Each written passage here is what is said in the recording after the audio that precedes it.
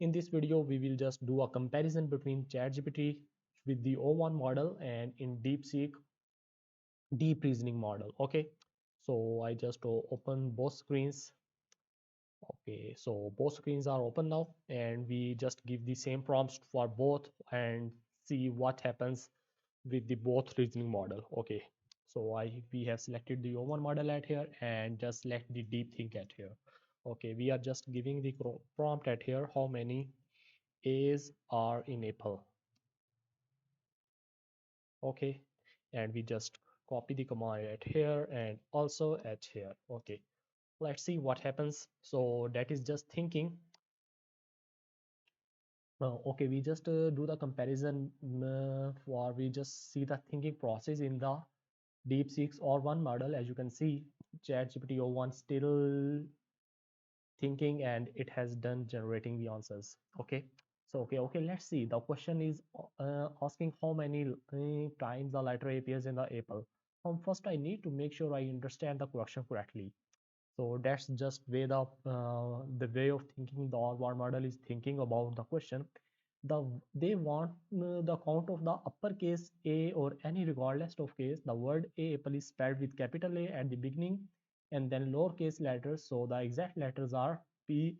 So these are the spelling. He just spelling out the apple spelling at here. And let me round out apple. Now let's go through each letter one by one, and he just counting the letter. The next letters are PPL and so on. And how many A's are, how the A's are in capital way. So A is special, but sometimes people might not consider case. Let me think. The word apple start with the capital A. If it's A, the beginning of sentence or a proper noun like the company name, but in general uses, if someone uses writes apple in lowercase, there are no A letters except the first one when capitalized. So they are, and at the end it just let me double check apple, yes, one A, so the answer is one. So it is just doubling check the all the thinking process and then giving the answer one. The word apple contains one uppercase letter. There are no lowercase a's in the word. Okay, so and that is just thinking process.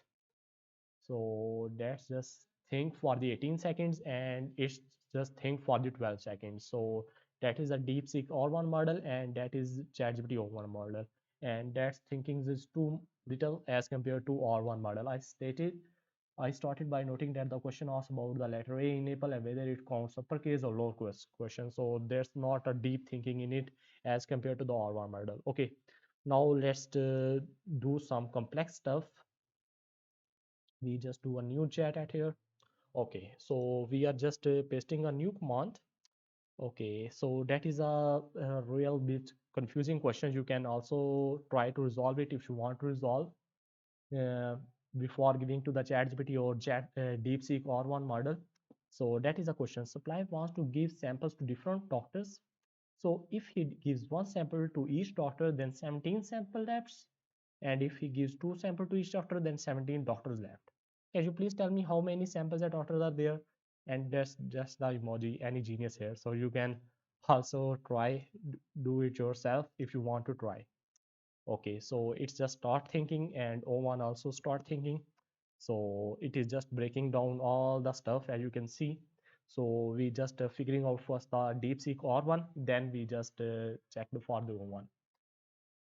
Okay, now it's just troubleshoot all the problem in this way. Okay, let's see. There is a problem there. This problem where supply want to give sample to different doctor. The sample states two scenarios.